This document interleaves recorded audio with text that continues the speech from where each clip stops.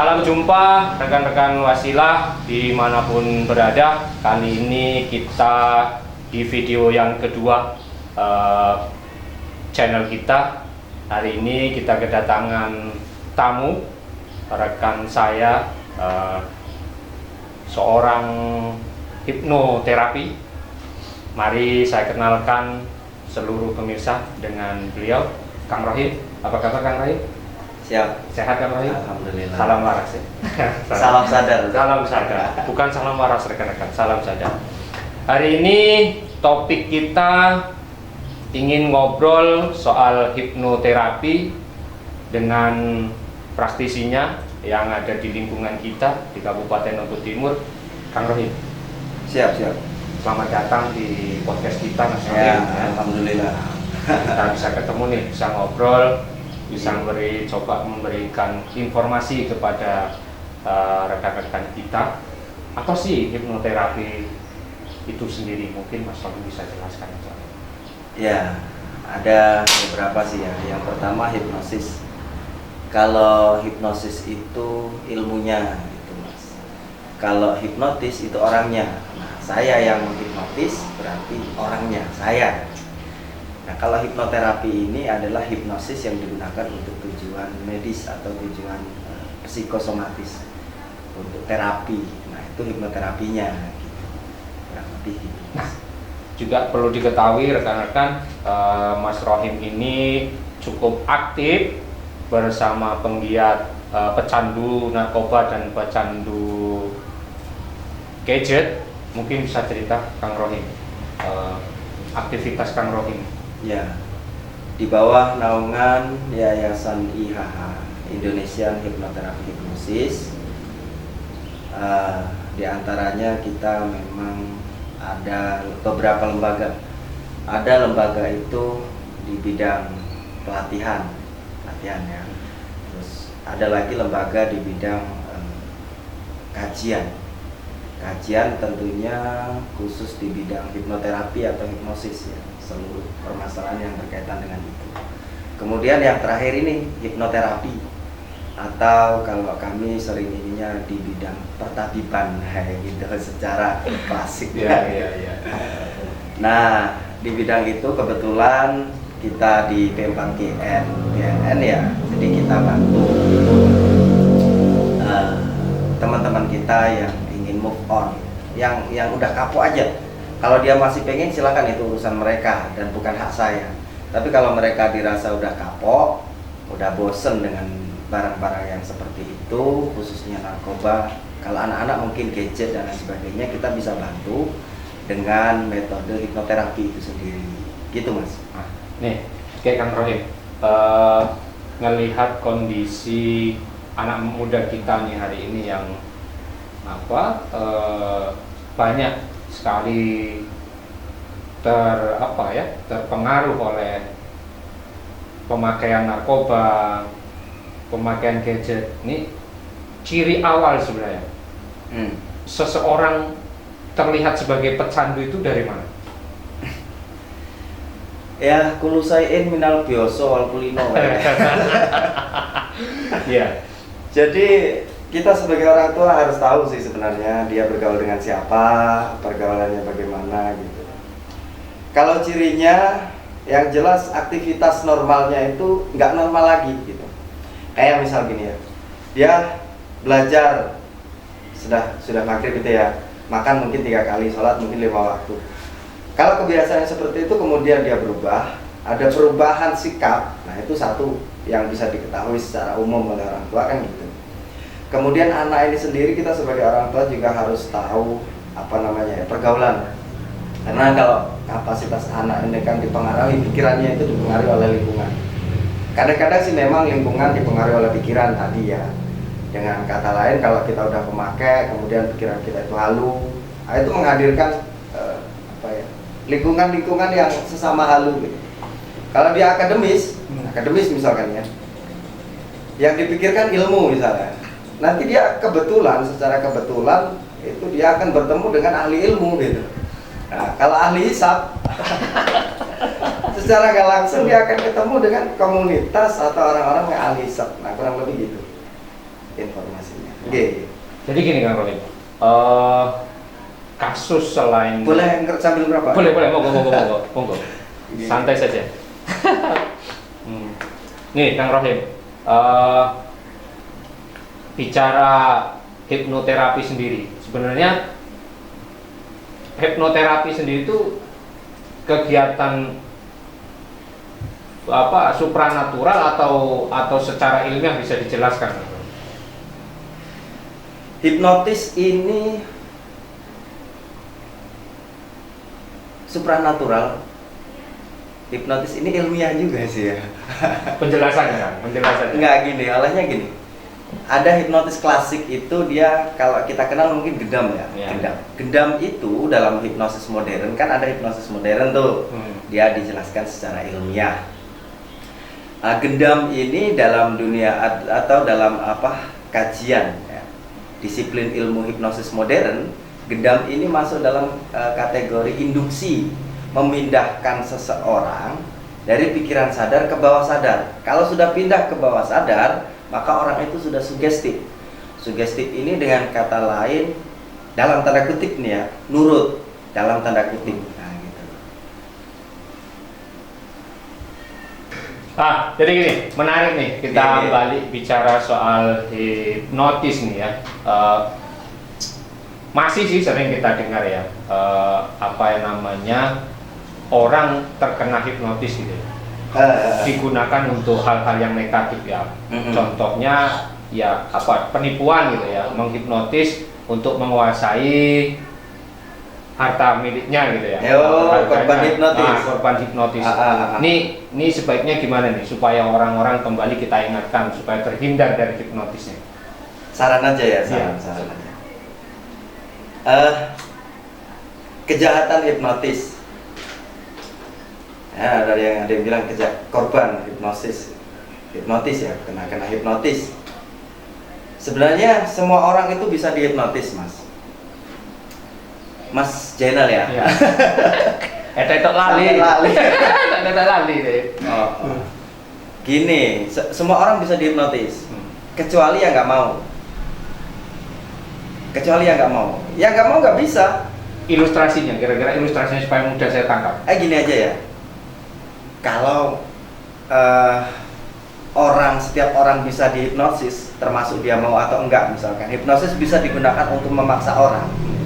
Kalau hipnosis bisa digunakan untuk memaksa orang gitu ya. Ngapain tuh bank apa misalkan? Harus ada sapamnya. Kalau bisa digunakan untuk maksa orang, sapam itu tinggal dihipnosis, tidur, tinggal. Tapi pada prakteknya real hipnosis itu nggak bisa. Hipnosis ini hanya digunakan untuk mereka yang mau. Kalaupun ada sebagian yang menjadi apa tadi? Korban. Korban. Dia itu sebenarnya nggak mau jadi korban hipnosis, tapi dia mau. Gimana tuh?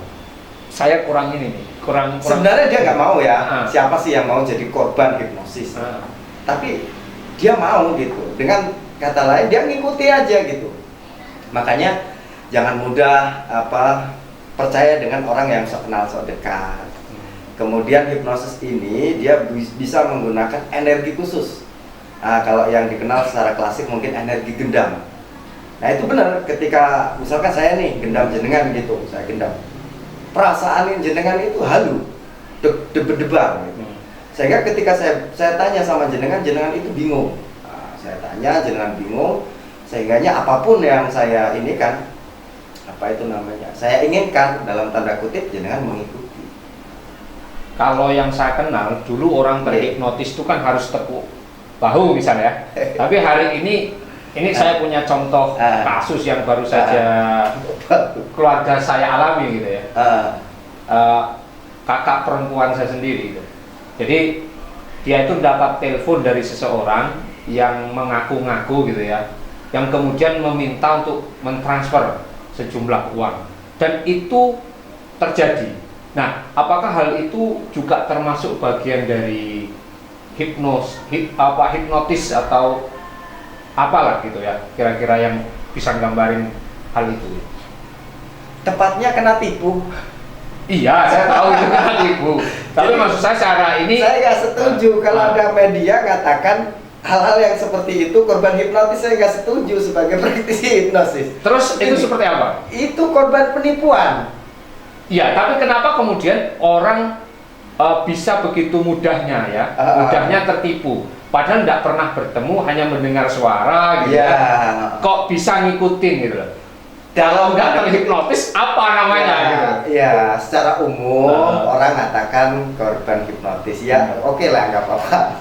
Tapi gini, secara proses orang itu mau melakukan sesuatu karena ada maunya, bener nggak? Ya. Misal nih, saya nolong sampean karena satu temen, atau mungkin saya nolong sampean karena kasihan, simpati, empati, atau bahkan saya melakukan sesuatu untuk jenengan karena saya takut. Nah, rasa takut, rasa nggak enak, rasa simpati, nah itulah yang kemudian digunakan oleh para penipu, bukan tukang hipnotis, para penipu untuk masuk ke bawah sadarnya, sehingga dia korban itu tadi, dia mengikuti apa yang diinginkan oleh si pelaku kejahatan tadi, penipu tadi. Tapi apakah yang dilakukan oleh penipu tadi ya, itu ilmu yang disebut hipnotis atau ada kata lain selain hipnotis? Dalam dunia hipnosis ada teknik seperti itu, membuat orang bingung sehingga dalam tanda kutip dia mengikuti apa yang diikuti, apa yang disampaikan oleh pelaku tadi. Itu ada tekniknya dalam hipnosis itu ada. Tapi memang ada nggak, banyak nggak orang-orang pengamal ilmu hipnotis gitu ya, atau pengamal hipnoterapi atau apa ya, yang memang itu bisa digunakan untuk hal-hal kejahatan, misalkan ya kayak tadi menipu gitu? Sangat bisa. Oh, sangat bisa ya? Sangat bisa gini, jadi kayak bisa dikatakan hipnosis ini mata pisau yang tajam, tergantung kita yang membawanya, tergantung siapa yang membawa. Apakah kemudian kita ada lembaga pelatihan hipnosis ya? Apakah kemudian ketika digunakan untuk kejahatan, kemudian lembaga itu salah? Saya rasa gini, analogi kayaknya. Jenengan guru matematika, punya murid pintar matematika, ya pintar korupsi juga. Apakah kemudian guru matematikanya dosa? Kayak gitu. Ya. Nah, jadi hipnosis ini, saya ibarat pisau itu tergantung pemakainya. Kalau di lembaga kita memang digunakan fokusnya untuk terapi. Terapi namanya psikosomatis. Psikosomatis itu apa ya? Seluruh penyakit yang timbul dari pikiran. Misal nih, baca berita COVID. Nah, ini yang lagi musim-musim berita COVID. Baca berita negatif. Kemudian imun di dalam tubuh dia itu berkurang, antibodinya turun, sehingga dia gampang sakit. Nah, berita negatif, kemudian hal-hal yang negatif itu mempengaruhi pikiran sehingga menurunkan imun kita. Nah, kita cepat sakit. Dengan teknik hipnosis itu kita disarankan untuk membaca, melihat, mendengar hal-hal yang positif. Dan kita menggunakan teknik-teknik hipnoterapi atau hipnosis itu untuk tujuan-tujuan yang positif. Saya rasa gitu. Kang, gini Kang, kita tadi bicara hipnotis, hipnoterapi, gendam, dan kita bicara soal yang hari ini orang bilang sudah tidak zamannya lagi ya. Tapi faktanya di lapangan itu hari ini masih ada gitu ya, ilmu-ilmu semacam itu. Nah, sebenarnya ilmu-ilmu semacam hipnotis, gendam, dan hal-hal klinik ini gitu ya, hari ini apa ya, bingung saya mau ngomongnya kemana kan. Yang jelas gini, apakah mudah sih sebenarnya belajar hal-hal yang semacam itu gitu? Sangat mudah. Jadi gini, saya runtutkan dari awal ya. yang terjadi dalam hipnosis itu kan hipnosis self, menghipnosis diri sendiri. Kayak saya nih, saya ini bukan nenek sihir yang mampu mengendalikan orang. Seorang hipnotis itu bukan sabdo dadi, apa yang diucapkan orang kaku-kaku. Ya, itu untuk kepentingan hiburan memang ada ya, tampilan-tampilan hiburan kayak gitu. Tapi yang terjadi itu sendiri dalam proses hipnotis itu hipnosis, dia menghipnosis diri sendiri. Khususnya kalau hipnoterapi. Jadi kita ini fungsinya hanya apa ya? Hanya memandu taruhlah klien ya, memandu klien untuk memasuki pikiran bawah sadar atau kondisi rileks. Setelah dia rileks, baru kita masukkan sugesti-sugesti yang positif. Dan hipnotis ini sendiri, Mas, jangan ini di dunia nyata itu sering terjadi. Contoh nih, kayak kita lompat apa tuh namanya pagar 1,5 meter. Kira-kira kalau jenengan nih lompat pagar 1,5 meter, sanggup nggak? Agak susah ya. Susah. Atau bahkan nggak sanggup 2 meter, nggak sanggup. Kemudian jenengan dikejar anjing. Saking bingungnya, jenengan lari nggak sengaja bisa lompat dari apa itu? Lompat pagar. Nah, itu kondisi unconscious, kondisi bawah sadar. Nah, jadi hipnosis ini terjadi dalam kehidupan sehari-hari, termasuk di sekolah. Di sekolah kayak apa ya? Banyak terjadi di sekolah juga. Walaupun secara keilmuan hipnosisnya kita nggak memberikan nama, itu namanya hipnosis yang seperti apa gitu. Tapi itu sering terjadi di dalam dunia nyata. Kang, coba kita ini kan studi kasus itu tadi. Anak-anak atau orang-orang yang menjadi pecandu narkoba, kemudian kembali ke topik. Ya. Coba kita balik ke topik para pecandu narkoba nih. Ya, sejauh ini yang jenengan tangani narkoba, para pecandu narkoba, itu sebaiknya seperti apa supaya mereka bisa kembali normal lah setidaknya, atau bisa meninggalkan narkoba itu sendiri? Kebetulan kita di P4GN ya, di BNN itu di P4GN kita hanya sosialisasi. Nah, secara kelembagaan kita di IHH ini bukan menangani, Mas, membantu saja mereka yang sudah bosan, yang pengen berhenti tapi sulit untuk berhenti, hanya gitu, Mas.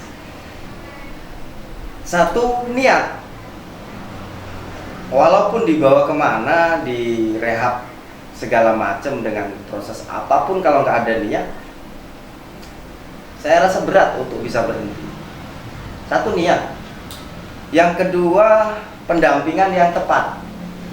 Ada niat, kalau pendampingan dari orang tua, lingkungan, kemudian keluarga itu nggak tepat, kemudian praktisi kayak kita itu nggak tepat, nanti itu juga akan sulit prosesnya.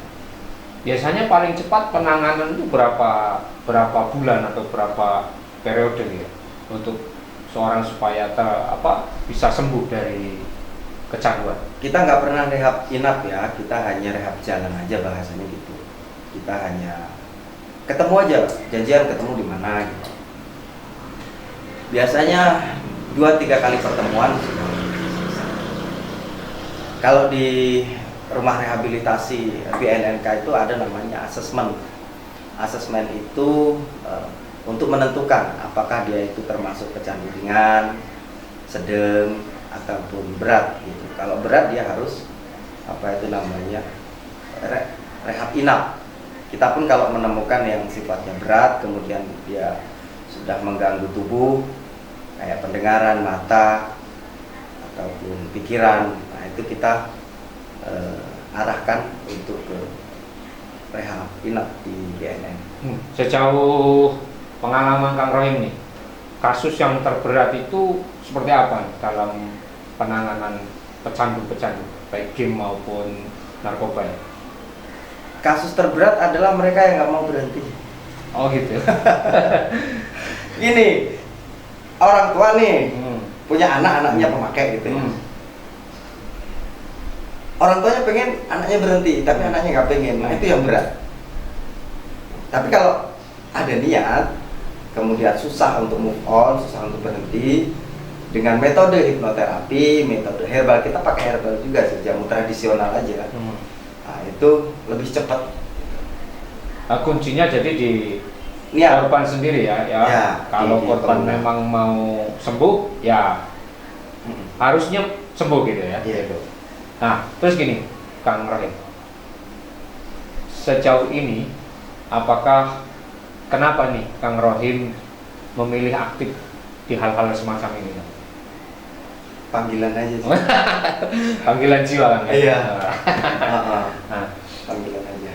ada nggak tuh pengalaman unik nih nanganin teman-teman pecandu gitu? Semuanya unik. Unik ya? Semuanya unik. Jadi orang yang berbeda itu memiliki proses dan cara yang berbeda untuk berhenti. Jadi semuanya unik. Nih setelah mau nih, korban mau nih, mau tobat nih, mau berhenti jadi pecandu nih. Faktor lain yang seharusnya bisa mendukung lebih cepat mereka sembuh apa? Dukungan keluarga itu utama. Karena lingkungan, dukungan keluarga, lingkungan, dan kemudian pemahaman tentang narkoba itu sendiri. Jadi narkoba itu kan ada 3 golongan ya. Golongan 1, 2, 3. Ya. Kalau golongan 1 itu kelas berat. Dia sekali pakai dia langsung apa bahasa kecanduan ya. Kecanduan. Nah, itu untuk golongan 1 itu khusus untuk ilmu pengetahuan, untuk medis. Kalau golongan 2 itu dia tingkat kecanduannya agak ringan. Nah, itu untuk ilmu pengetahuan, untuk medis, bahkan bisa digunakan untuk terapi.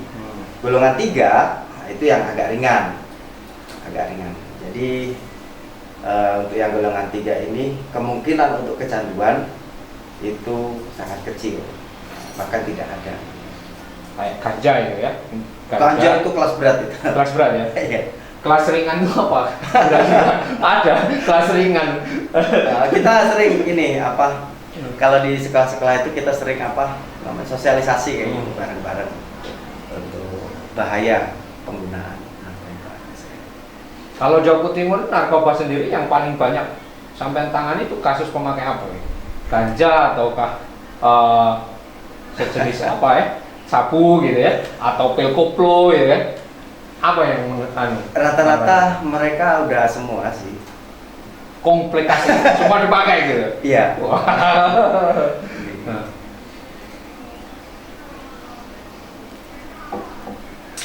Menarik nih diskusi kita dengan Kang Rohim, seorang praktisi hipnoterapi. Mungkin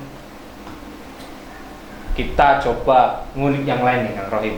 Selain beraktivitas sebagai seorang hipnoterapi gitu, apa sih aktivitas yang Kang Rohim lakukan? Ngabdi. Oh, guru Bang ya? Ya kita ngabdi di Yayasan Pondok Pesantren Alisan Gelirjo.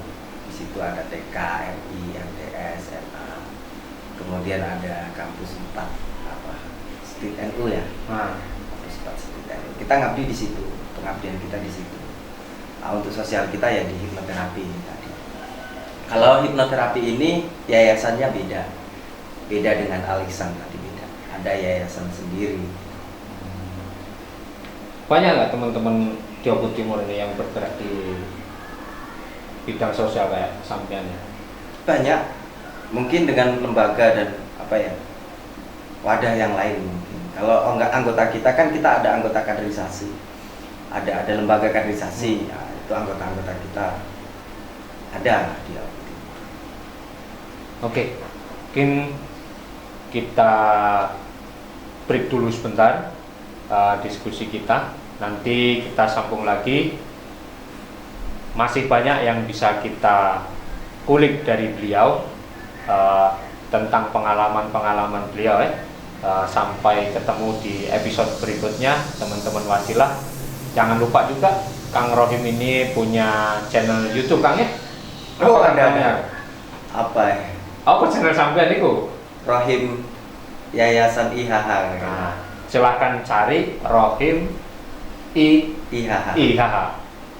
Sampean bisa ikuti kegiatan beliau di hipnoterapi. Beliau banyak sekali mengedukasi melalui channel YouTube-nya. Silahkan sampean tonton sendiri. Sampai ketemu lagi di channel Wasilah TV berikutnya.